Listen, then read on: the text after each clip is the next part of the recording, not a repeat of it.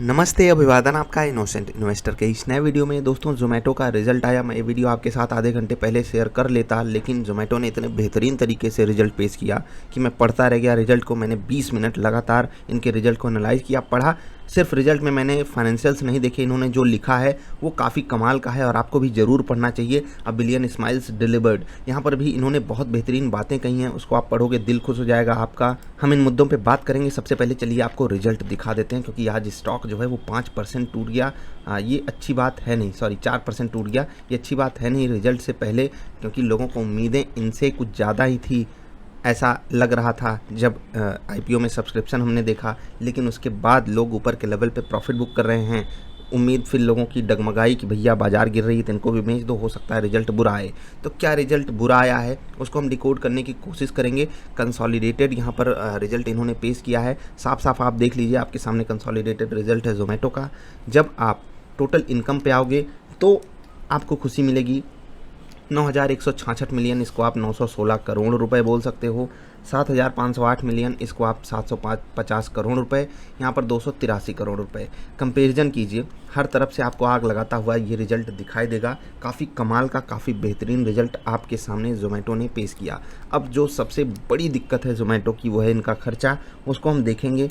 खर्चा यहाँ पर 383 करोड़ था, यहाँ पर 885 करोड़ था, यहाँ पर 1260 करोड़ हो गया। है ना खतरनाक सिचुएशन। खर्चा बहुत तेज़ी से बढ़ा है। एक मिनट, ये डेटा मिलियन में है, मैं आपको डबल सिक्योरिटी के साथ बता रहा हूँ कि ये करोड़ में इसको ज़रूर कन्वर्ट करके चेक कीजिएगा, नहीं तो आप गलत वो डेटा रीड कर जाओगे। ठीक, अब हम इसको अगर कंपेयर करें, जो इनको रेवेन्यू आया उसके कंपेरिजन में जो इनको खर्चा आया वो कहाँ पर ज़्यादा है, यहाँ पर ज़्यादा है, यहाँ पर ज़्यादा है या यहाँ पर ज़्यादा है। अगर आप देखोगे तो मैनेजमेंट यहाँ पर कुछ ओवर एग्रेसिव प्ले कर रहा है। कैसे, हम आपको समझा देते हैं। यहाँ पर आप सिंपली देखिए, 9,166 करोड़ से 12,597।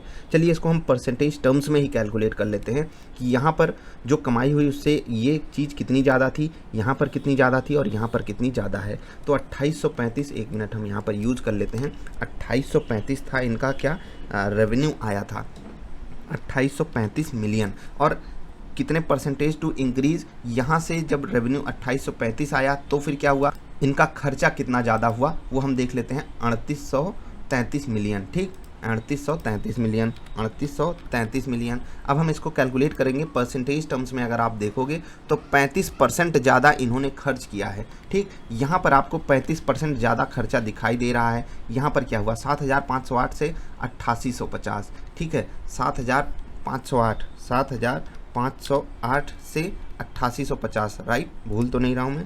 ठीक है, 8,850। यहाँ पर अगर आप देखोगे 17.87, यानी कि आप यहाँ पर 18% ज़्यादा मान सकते हो कि जो कमाई हुई उससे 18% ज़्यादा इन्होंने खर्चा किया। यहाँ पर क्या है, 9,166 से, एक मिनट लिख लेते हैं नहीं तो भूल जाएंगे, तो आप लोग नीचे बहुत अच्छी बातें बोलोगे। भूल गया मैं, चलिए अच्छी बात मत बोलना। 9,166, 9,166। मैंने एक चीज़ देखी है, बताऊंगा आपको।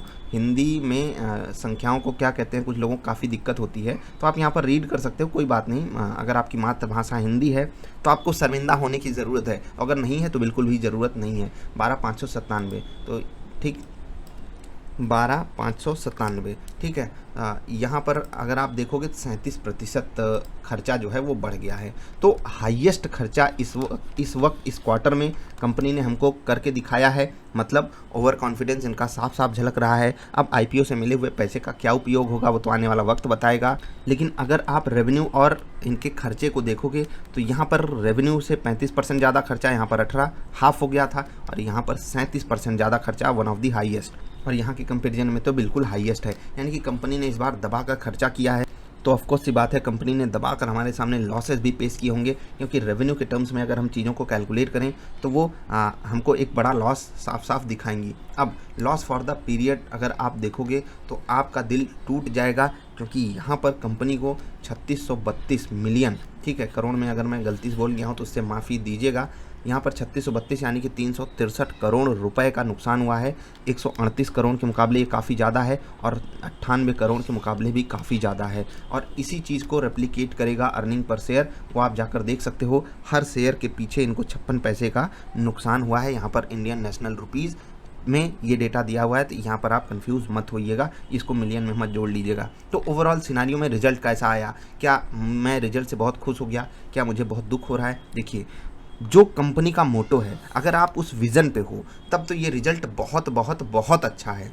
लेकिन अगर आप सिंपली प्रॉफिट एंड लॉस देखते हो, कंपनी ज़्यादा एक्सपेंडिचर कर रही है, उनका उसका कैपेक्स बढ़ा हुआ है, लोन ज़्यादा ले रही है, तब आपको ये रिजल्ट बुरा दिखाई देगा। मैंने इससे पहले वाली वीडियो में आपको कहा था कि अगर आप स्टोरी पे विश्वास करते हो तो ये शेयर रखने लायक है, क्योंकि ये इतिहास रच सकता है। कुछ लोग कहेंगे आने वाले समय में कंपटीशन बहुत बड़े लेवल पे जा सकता है, मैं बिल्कुल कहता हूँ, लेकिन इंडिया इतनी बड़ी मार्केट है, इससे पहले वाली वीडियो में मैंने कवर किया हुआ है।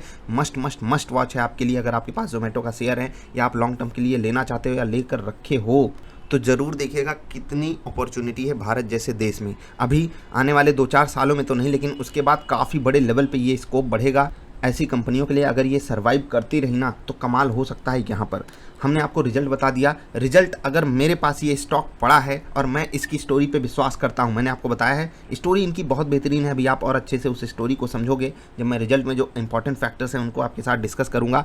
काफ़ी इंटरेस्टिंग चीज़ें मैं ज़रूर डिस्कस करना चाहता हूँ आपके साथ। तो रिजल्ट दोनों एंगल से, जो जिसकी जैसी आँख जाकी रही भावना जैसी, प्रभु मुहूर्त देखी तही तैसी। बहुत कम लोग समझ पाए होंगे मैं क्या बोला, बाकी जो समझा हो वो कमेंट जरूर करेगा मैंने अभी क्या बोला। आगे बढ़ते हैं।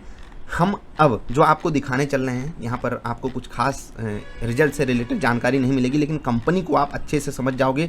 लॉन्ग रन के लिए जो कंपनी रखना चाहता है ना, उसको ज़रूर देखना चाहिए। मैं यहाँ पर आपके साथ क्या एक्सप्लेन करने चल रहा हूँ, ठीक है। इन्होंने हमेशा कहा है कि हम जो है बैड न्यूज़ को पसंद करते हैं। क्यों इन्होंने कहा वो हम समझाएंगे, लेकिन उससे पहले कुछ डेटा आपको दिखा देना चाहते हैं। यहाँ पर एडजस्टेड रेवेन्यू देखिए, 26% की ग्रोथ है और ये बहुत बेहतरीन है। देखिए, रेवेन्यू बढ़ना अच्छी बात है, खर्चा बढ़ना भी अच्छी बात है, लेकिन end of the quarter, end of the month, end of the year आपको प्रॉफिट होना चाहिए। ये जनरल मान्यता है, लेकिन इस मान्यता को तोड़े हैं कई सारे स्टॉक्स ने। अब्रॉड भी अगर आप जाकर देखोगे, कई सारे स्टॉक्स ऐसे रहे हैं जो शुरुआत में बड़े बड़े लॉसेस दिए हैं, क्योंकि उनका कैपेक्स बहुत बड़ा था और उसके बाद जब वो प्रॉफिट देने पे आए ना तो धूम मचा दिया उन्होंने। उन्हीं में से एक जोमेटो भी हो सकती है आने वाले समय में। खैर, यहाँ पर अगर आप ग्रोथ देखोगे दिल खुश हो जाएगा। ये सब चीज़ें आप खुद से पढ़ सकते हो। जो बात मैं आपके साथ शेयर करना चाहता था वो है जो ये हमारे सामने रख रहे हैं एज अ कंपनी। इन्होंने कहा है कि काफ़ी अच्छा रिस्पांस आप लोगों ने हमको दिया, तो उसके लिए इनको भी धन्यवाद कि अच्छे से डिलीवरी करते रहें, परेशान मत करें किसी को भी, ना अपने पार्टनर्स को ना अपने कस्टमर्स को। बाकी अब हम आपको बताते हैं, ठीक। इन्होंने साफ साफ बोला है कि कोई भी बिजनेस परफेक्ट हो ही नहीं सकता। हर बिजनेस का एम ये होना चाहिए कि हम कल से बेहतर कल बने, यानी कि जो हम कल थे वो आने वाले कल में हम उससे बेहतर रहे। बस यही कंपनी कहना चाह रही है। इन्होंने कुछ सर्वे वगैरह की बात की है। उन्होंने बोला है कि हम काफ़ी इम्प्रूवमेंट कर रहे हैं हर एक चीज़ को, चाहे हम एम्प्लॉयज़ के बेस पे देखिए, कस्टमर के बेस पे देखिए, उसमें इन्होंने काफ़ी बेहतरीन चीज़ कही है। अब पे आउट स्ट्रक्चर इन्होंने अपने पार्टनर्स के लिए, यानी कि जो इनके डिलीवरी पार्टनर्स हैं उनके लिए बेहतरीन रखा है। कैश लिमिट इन्होंने बढ़ाई है, ये काफ़ी अच्छी है। अब जो होम डिलीवरी इनकी है उसको आप रिमोट और ऑन बोर्डिंग से चालू कर सकते हो। इसका मतलब अब आपको फिजिकली कहीं विजिट नहीं करना पड़ेगा, आप अपने जगह पे ही इनका प्रोसेस चालू करके इनके साथ बिजनेस कर सकते हो। कम्युनिकेशन इन्होंने बढ़ाया है, काफ़ी बेहतरीन काम किया है। कोविड की सिचुएशन में काफ़ी बेहतरीन तरीके से इन्होंने सिचुएशन को संभाला है।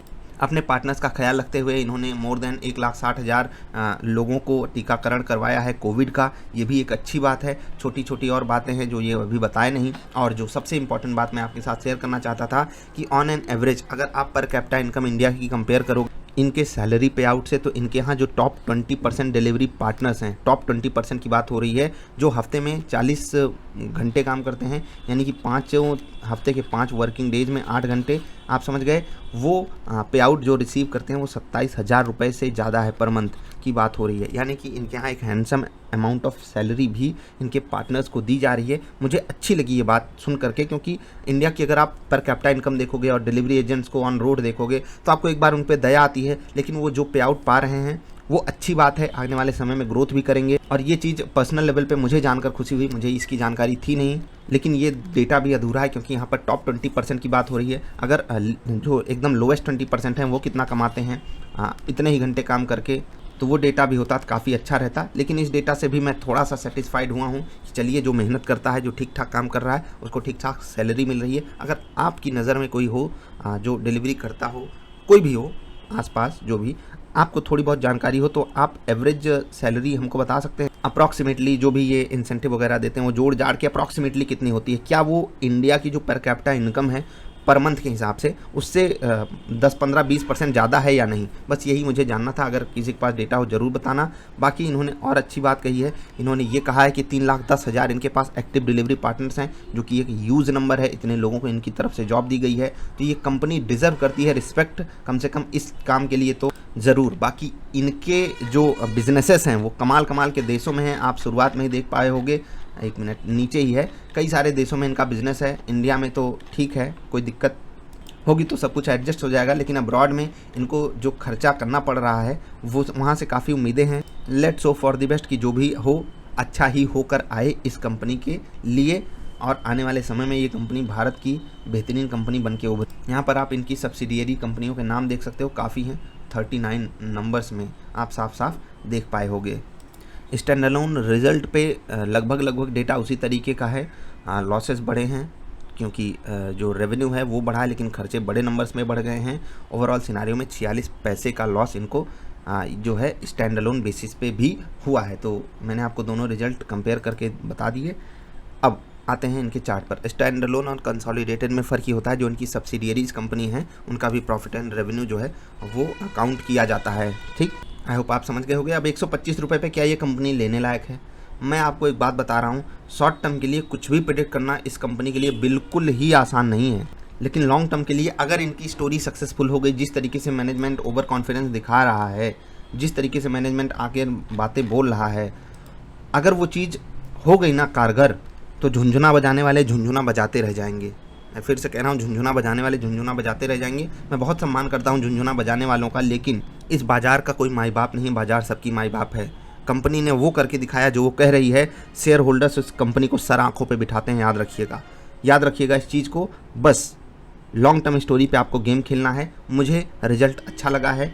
आपकी आंख अगर दूसरी है, जाकी रही भावना जैसी याद है ना, तो आप इस रिजल्ट को अलग एंगल से देख सकते हो। कंपनी खर्चा बढ़ा रही है आने वाले समय में पैसा कमाने के लिए, तो थोड़ा सा इस कंपनी पे आपकी नज़र होनी चाहिए। किसी का पॉइंट ऑफ व्यू होता है कि नहीं भैया हम प्रॉफिट वाली कंपनी खरीदेंगे, अच्छी बात है। आपको आपकी जो एनालिसिस है वो मुबारक। मैं इस कंपनी को लोअर लेवल्स पे मिलती है तो ज़रूर ऐड करने के बारे में सोचूंगा। मुझे स्टोरी थोड़ी पसंद आने लगी है। बर्गर किंग की बात करेंगे, लगभग इनके जैसा तो बिजनेस नहीं है, लेकिन इसी कैटेगरी का बिजनेस है। कैटेगरी मतलब आप समझ पा रहे हो ना, ये भी फूड सप्लाई में है और ये कंपनी सिर्फ सप्लाई करती है, ये फूड बनाते हैं। समझ रहे हैं, फास्ट फूड की बात हो रही है, यहाँ पर भी गिरावट आई है। अब एक और बात कर लेते हैं, जुबिलियन फूड, डोमिनोज, याद है, ये डिलीवरी भी करते हैं, बनाते भी हैं। ये कॉम्बिनेशन आप देख रहे हो क्या मस्त है। मतलब रिजल्ट आया, कंपनी धूम धड़ाका कर दी, टॉप लेवल पे इस वक्त ट्रेड कर रही है, ऑल टाइम हाईज पे, है ना कमाल।